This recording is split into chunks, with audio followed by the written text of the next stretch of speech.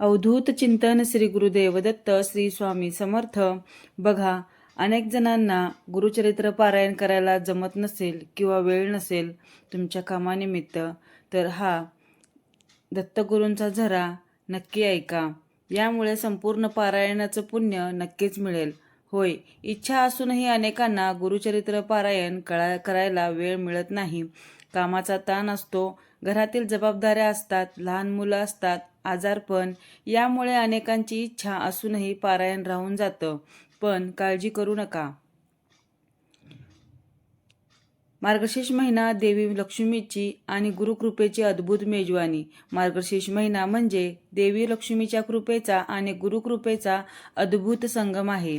या महिन्यात माता लक्ष्मीची पूजा तर केलीच जाते, शिवाय गुरुवारची व्रतपूजा आणि श्री गुरुचरित्र पारायण करण्याची विशेष प्रथा आहे.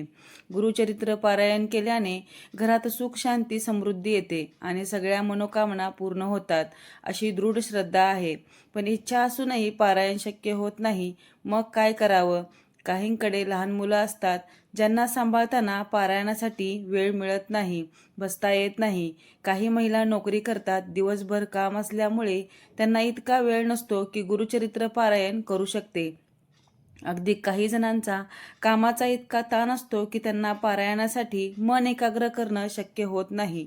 अशा वेळी मनात खंत राहतेच की आपण इतक्या मोठ्या पुण्याला मुकतोय. पण आता तुम्हाला चिंता करण्याची गरज नाही, कारण हा एक असा उपाय आहे जो केल्याने तुम्हाला संपूर्ण गुरुचरित्र पारायण केल्याचं पुण्यफळ नक्कीच मिळेल. तुम्हाला फक्त एक छोटंसं काम करायचं आहे. फक्त एकदा हा दत्तगुरूंचा झरा इतका शक्तिशाली आहे की तो संपूर्ण पारायणाचं पुण्य देतो. म्हणून हा फक्त एकदा ऐकायचा आहे. ज्यांना वाचता येत नसेल त्यांनी नुसतं श्रवण केला तरी त्यांना अधिक पुण्य मिळतं.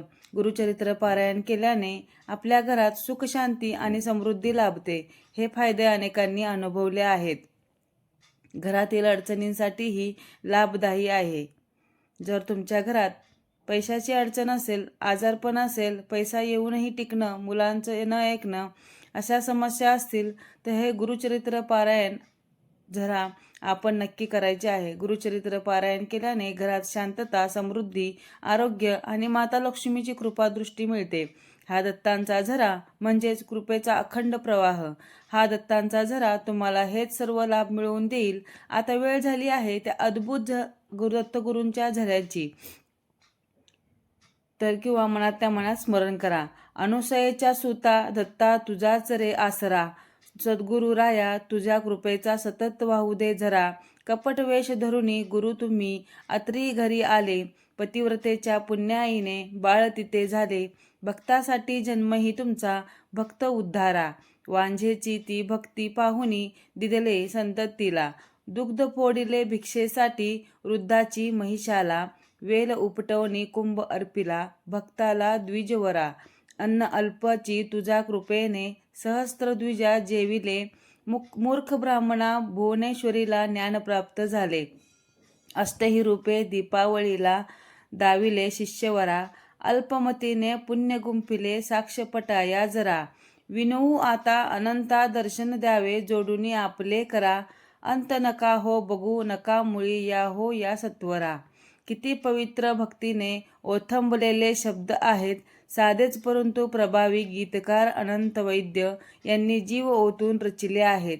हा दत्तगुरूंचा झरा अत्यंत सुंदर, सोपा आणि गोड आवाजात गायलेला असून ज्यांना गुरुचरित्र पारायणाचा वेळ मिळत नाही त्यांच्यासाठी अत्यंत उपयुक्त आहे. फक्त एकदा ऐका, अनुभव स्वतःला मिळेल.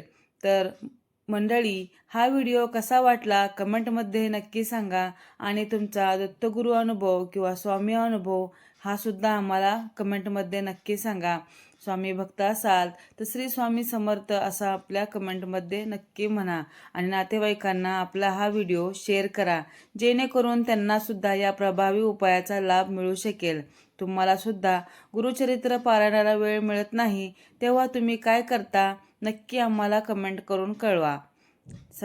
सणावार, व्रतवैशिष्ट्य, उपासना, पूजाविधी या संबंधित आणखी माहिती हवी असेल तर कमेंट बॉक्समध्ये विचारा.